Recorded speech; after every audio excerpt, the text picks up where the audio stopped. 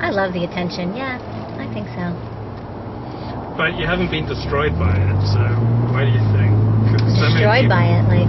Yeah, so many people are so hungry for attention that they destroy themselves in the pursuit of it. But you live a disciplined life. You're not like an idiot. I'm not like an idiot. I lived a disciplined life. Wow. These are strong statements here.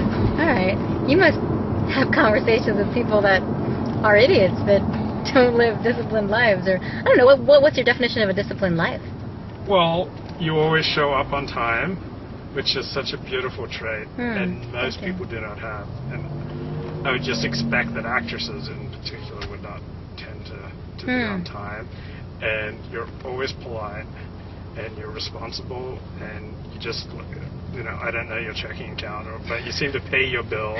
You seem to meet your responsibilities. You've maintained lifelong relationships with some people. You do all the things that make for a responsible, happy life, because you don't just use people to get your attention fix, your attention need, and move on like many particularly actors do. Well, I mean, I think that there are actors that will give other actors a bad rep. So I guess I can see where you're coming from, and especially models. I think models have a tendency of being very, very late. I've heard that before. Being on time, we're gonna make it. Woohoo! Being on time is something that, it's important to me, and I think it's what you make important to you. Something that's also really important to me in life is remembering somebody's name, and I think it's just really important to use someone's name when you speak to them. And there's a lot of guys that I know from college and even high school back in the day that would always just say, hey sweetie, hey pretty, hey this, hey that. And there's nothing like the respect of just using someone's name. So it's what you make important to you. So I've made it really important to me to always remember someone's name when I meet someone right away. I'll just repeat it in my head. And the same thing with being on time. It's just what you have pet peeves of, what other people. I have a lot of friends that are always late. And this doesn't really drive me crazy because you learn to accept and you don't take it personally. As long as you don't take things personally in life, it's not about you. It's their issue of being late. And it's what you make important to you. So I made it important to me to be on time and say people's name when I talk to them and such and such. So yeah, it's what you have priority on in your life. So how many people are you still friends with from your childhood? From my childhood? Yeah. Well, if we're talking about childhood, when I was 5, 6, 7, 8, 9, those ages, or we're talking about high school? Sure, both.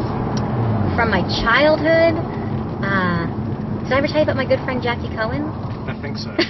I love my friend Jackie Cohen. She just got married in London. I mean, she's from London. She lives in London. She's from New York, where I was born in New York. We were practically born in the same hospital, and we've actually maintained friendship ever since, still to this day we're friends, which I think is beautiful. And there's not that many people. There's not that many Jackie Cohens in my life. So Jackie Cohen is very near and dear to my heart. And I love to tell the story of when I was little and used to go to Jackie Cohen's house. And of course her name is Jackie, but I always say Jackie Cohen. Sounds good. And now she likes to go by Jacqueline. And she's got this adorable little British accent now. So when I was a little girl and I would play at Jackie Cohen's house, she would always have different friends over, and she never wanted the party to end. She never wanted the play date to end. So what she'd do is right before the mother would come and pick up their child, me for example, she would hide our shoes. So you can't really leave without your shoes on, and you had to take your shoes off. It was a kosher house. You had to take your shoes off when you walked into Jackie Cohen's house. And so she'd hide our shoes, and she used to do this all the time with multiple friends. She would just hide shoes. Did that homeless guy just open someone's car? I think so. Yeah, it kind of looked like it. Wow. Wow, that would have been scary. I have an interesting homeless story, too. Well, finish the Jackie one. Well, so Jackie Cohen's story was just that, she'd have these play dates and these slumber parties, and she'd invite everyone over at a different time. So she'd make an invitation and tell one friend that it started at 6 o'clock, another friend that started at 5 o'clock. She always wanted there always to be a friend at her house. So people would come at all different times, and you'd call your friend Rachel and be like, hey, Rachel, are you going at 5 o'clock to Jackie's house? No, I'm going at 7 o'clock. Oh, okay. Oh, God, what's the discrepancy? So my homeless story, I have so many homeless stories, but the most recent one, I was driving on 3rd Street right here in LA, West Hollywood, actually. I was driving on 3rd Street. I was making a right-hand turn in this car. There was somebody crossing the street. It was a red light. There was somebody crossing the street. Looked like it maybe was a homeless guy. Maybe it was just a guy that was, I don't know, dressing kind of bum-like and didn't have a lot of money, or who knows. It doesn't matter. Point is that I'm turning, and I'm like kind of looking at him as he's turning, as he's walking across the street, so I can make kind of sort of not eye contact, but look his way. Before I know it, I'm just about to turn, he jumps in my car. Yeah, no joke. He like opens up the door, has the door unlocked. And it wasn't even like the top was down. He just like opens the door. I scream like Bloody Mary, like I'm so scared. I scream, and it was my scream that really got him to go. I don't know. I guess it was like when I looked at him, he must have thought like that was his invitation in or something. He literally like opened up my door, and he was like started to sit down. He could have like grabbed my purse. Like I usually don't have anyone sitting in my car with me. I had like my purse over there. Like he didn't take anything. He just like was about to jump in, and then I screamed so loud he jumped out. And it was so crazy, like on 3rd Street. Who would have ever guessed? But it's interesting when you look at someone. You want to see my big jug of water? Wow. It's kind of crazy looking, huh?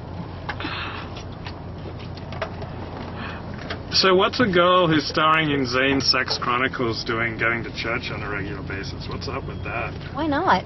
It's my spiritual center. I love it. I mean, why judge and say that a girl who's in Zane's Sex Chronicles can't go to a spiritual... godless pagan. Yeah, please, that's silly. No. My spiritual center is a huge part of who I am. They have amazing outreach programs, and they're constantly finding ways of volunteering, and there's all different outreach programs. I sing with the Agape Roadshow. We sing at different nursing homes, and oh gosh, I've done all kinds of volunteering, picking up trash on the beaches, and what else? All kinds of just different spiritual volunteer opportunities they have, and it's kind of like a motivational center. It doesn't feel church-ish, church-like. I mean, you can call it church, but it's a spiritual center. It's non-denominational, and it's all love, and agape in Greek means unconditional love. And I'm very proud to be a part of the agape community, and I've had so many friends, and I've met so many fabulous people from going there. I like to go Wednesday nights for my meditation at 6:45, and then the service begins at 7:15. So, did you go to an agape-style church when you were a child? No, I went to like a Roman Catholic church growing up, and I think that there are elements of church and the community and that feeling that I enjoy, and maybe that's why I found, now a spiritual center, a church that works for me. But then as I really started to understand the Roman Catholic religion, and people call themselves a Catholic, and yet they use birth control, and yet they whatever else they do. I mean, there's so many rules and regulations, and I don't think that's what the premise, the foundation of any religion is about. I think that's what it's become for a lot of religions. And at the end of the day, whatever works for you. I would never tell a Catholic not to be Catholic. I would never tell anyone with their specific religion what to do, what to practice, what to preach. It's whatever makes you feel good. So I know what works for me is agape, and the beliefs and the spiritual beliefs of agape. How would your parents react if you took them to agape? You know what? I considered taking them there because I just wanted them to see how beautiful it is and how much love and all about it. And I debated, actually. I really debated taking them or not taking them when they were here visiting for about a week in September. And at the end of the day, they just, unfortunately, they wouldn't appreciate it. And there are a lot of black people. There are a lot of like Baptist ways. I mean, it's very new thought, new science as far as beliefs go. But there's a lot of people that come from like the Baptist religion, that come from that preaching, that understanding, and I just think honestly their prejudices and their racism would